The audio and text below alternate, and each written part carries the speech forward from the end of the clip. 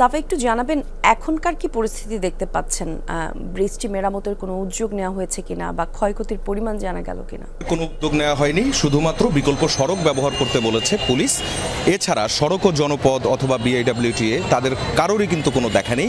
ঘটনাটি ঘটে গেছে প্রায় 7 ঘন্টা কিন্তু পেরিয়ে গেছে। আপনি দেখতে পাচ্ছেন এই যে ট্রাকটি সকাল 5টা নাগাদ এই যে বেইলি বৃষ্টি দিয়ে পার হচ্ছিল। ট্রাকটি পাথর বোঝাই একটি ট্রাক ছিল এবং এতে যিনি হেল্পার এবং যিনি চালক ছিলেন, চালক গুরুতর আহত অবস্থায় হাসপাতালে চিকিৎসাধীন আছেন এবং যিনি হেল্পার ছিলেন তাকে খুঁজে পাওয়া যাচ্ছে না।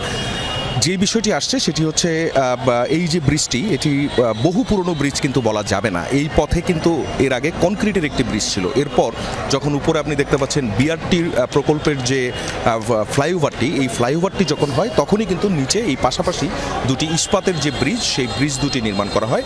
তার পাশে আরও একটি ব্রিজ কিন্তু নির্মাণাধীন রয়েছে।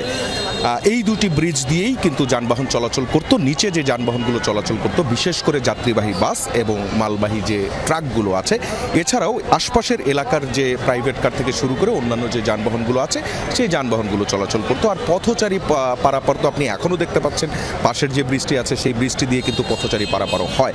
আমরা পাশের বৃষ্টির অবস্থাও দেখলাম, সেটির অবস্থাও কিন্তু বেশ নাজুক এবং ঝুঁকিপূর্ণ অবস্থায় রয়েছে।